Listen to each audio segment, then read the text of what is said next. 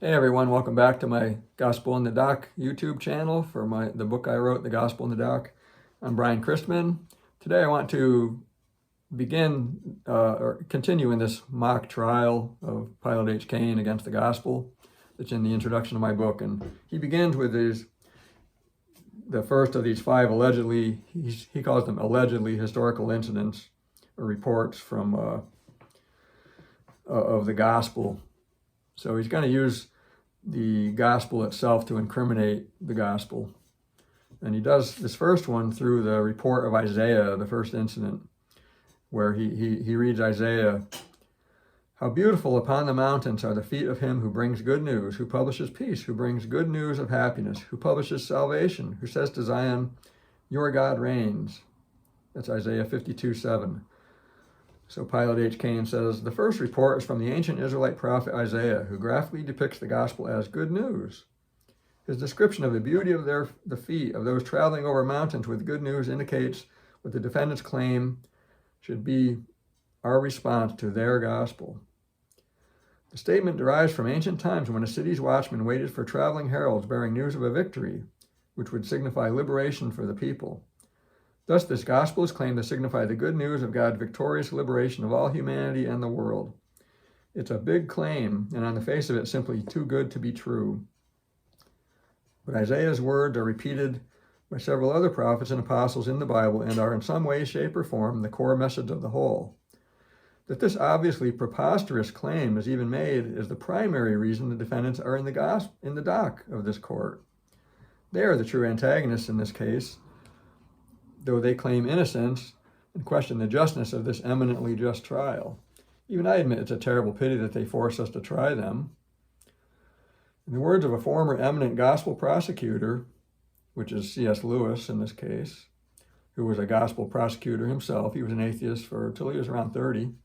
So in the words of a former eminent gospel prosecutor, who unlike myself was tragically taken in by them, in other words, Lewis was taken in by the gospel, by its perpetrators.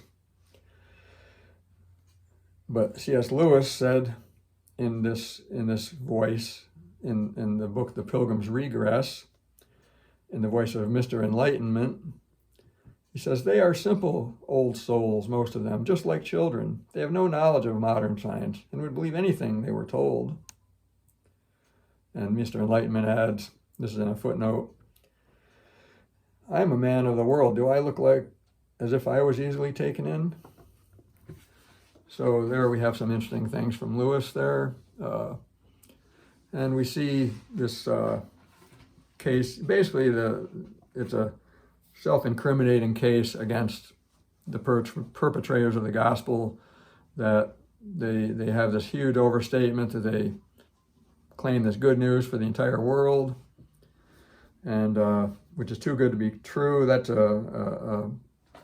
in a footnote, that's something that Luke Ferry, a philosopher, modern philosopher, wrote in his book, The History of Thought. He said the gospel is just too good to be true. And so some people see that as an evidence against it. It's just too good to be true. But the God, this book is about, is it good?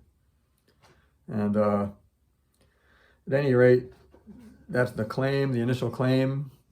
Like Pilate H. Cain said, this is the core of the entire claim of the gospel, that it's good news for God's victorious liberation of all humanity in the world. A big claim, on the face of it, simply too good to be true. And, there's the jab at the end.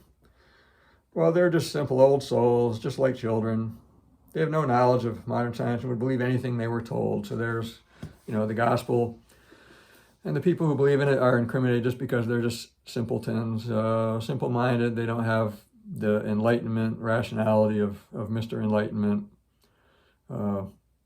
which is brought into this case through Lewis himself in The Pilgrim's Regress. So anyway, some things to think about.